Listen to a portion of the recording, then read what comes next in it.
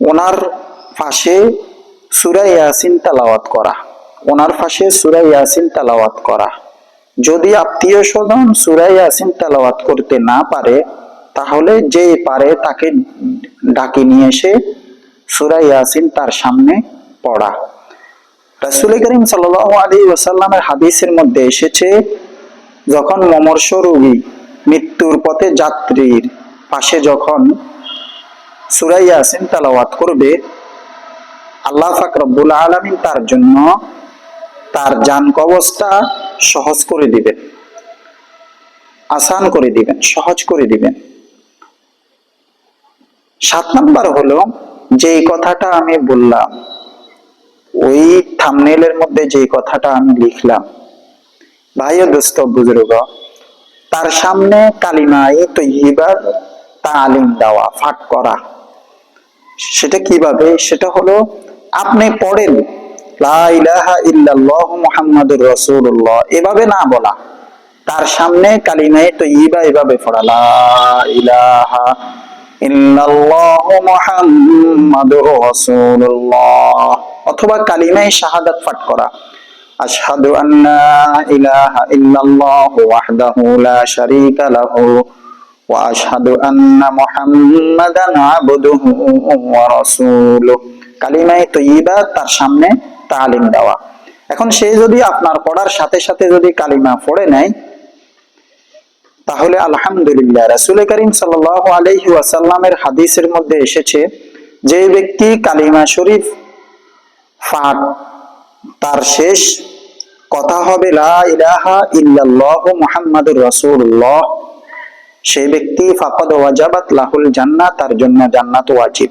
এখন কালিমা শরীফ পাঠ করার পরে সে যদি আবার, মনে করেন আপনি কালিমার তালিম দিলেন, আপনি তার পাশে বসে কালিমায়ে তৈয়্যিবা ফুটলেন, সেও আপনার শোনা শুনে দেখে আপনার কাছ থেকে শুনলো, শুনে কালিমায়ে তৈয়্যিবা পাঠ করলো, লা ইলাহা ইল্লাল্লাহু মুহাম্মাদুর রাসূলুল্লাহ।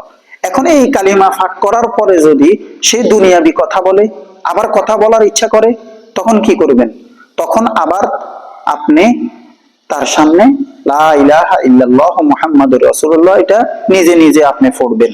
তাকে বলবেন না যে তুমি কালিমায়ে তৈয়্যিবা পড়ো, এই কথা বলবেন না, আপনি নিজে পড়বেন। তাহলে আপনার শোনা থেকে আপনি যখন পড়বেন, তখন সে শুনবে, শুনে লা ইলাহা ইল্লাল্লাহু মুহাম্মাদুর রাসূলুল্লাহ এটা পড়বে।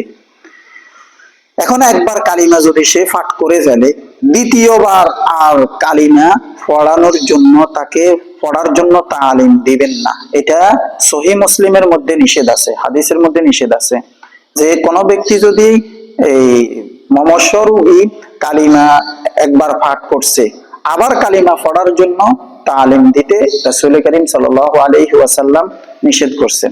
এখন প্রশ্ন আসতে পারে যে হুজুর, আপনি এতগুলো কথা বলেন, হাদিসের নাম্বার, হাদিসের দলিল আপনি কেন পেশ করেন না? ভাই দোস্ত বুজুর্গ, রাসূল করিম সাল্লাল্লাহু আলাইহি ওয়াসাল্লাম এক হাদিসের মধ্যে বলেন, বাল্লিগু আন্নী ওয়ালাউ আয়া, আমার পক্ষ হতে একটি বাণী হলেও পৌঁছায়া দাও। ওয়াহাদ্দিসু আন বানি ইসরাঈলা, বনি ইসরাইলের শোনা কথা যেগুলা ঘটনা বলি, এগুলা বলতে পারো। ওয়ালা হারাজ, এতে কোনো সমস্যা নাই। ওয়ামান কাযাবা আলাইয়া মুতাআম্মিদান, যে ব্যক্তি ইচ্ছাকৃতভাবে আমার উপর মিথ্যা আরোপ করে, ফালিয়াতাবাওয়া মাকআদাহু মিনান নার, তার ঠিকানা হলো জাহান্নাম। এখন আমি দেখা গেছে সহিহ মুসলিমের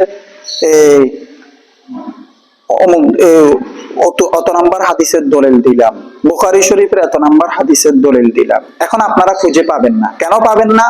আপনারা তো বেশিরভাগ মনে কষ্ট নেবেন না, বাংলা অ্যাপস পড়েন, তো বাংলা অ্যাপস এর সাথে মূল কিতাবের যে হাদিস নাম্বার, এটার সাথে ম্যাচিং হয় না।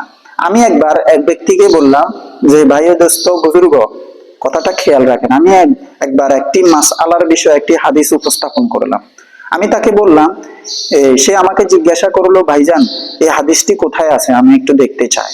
তখন আমি বললাম যে কিতাবুস সালাতের অমুক নাম্বার হলো এই হাদিসটি।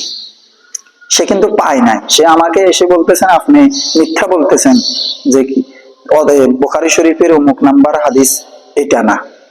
এটা কি জন্য বলছে? কারণ কি? কারণ হলো সে তো বাংলা দেখছে, তো বাংলার হাদিস নাম্বারের সাথে আরবি মেন কিতাবের হাদিস নাম্বারের সাথে এটা কখনো মিল হবে না। এটাই নিয়ম, এটাই স্বাভাবিক নিয়ম। এই জন্য আমি হাদিস নাম্বার আমি বলি না। আমি বেশিরভাগ বলি, বা মনে করেন আমি সলাৎ সম্পর্কে আলোচনা করছি, আমি বললাম আমি এভাবেই বলি, কিতাব সলাতের মধ্যে আপনারা পাবেন। মনে করেন আমি নিকাহ সম্পর্কে কোনো একটি হাদিস উপস্থাপন করছি, তখন আমি বলি কিতাবুন নিকাহ, বুখারী শরীফের কিতাবুন নিকাহ অধ্যায়ের মধ্যে আমার এই হাদিসটি পাবেন, এ কথা বলি। তাহলে ধরতে অতি সহজ হবে। এই জন্য আমি হাদিসের নাম্বার ওটা সেটা আমি এগুলা বলি না। কিন্তু এটার দ্বারা এটা বুঝে নেবেন না যে আমি বানাইয়া সুরাইয়া কথা বলতেছি। আল্লাহ মাফ করুক। আল্লাহ পাক রব্বুল আলামিন আমাকে আপনাদের প্রত্যেককে এই কথাগুলো বুঝার তৌফিক দান করুক। ওয়া মা আলাইনা ইল্লাল বালাগ।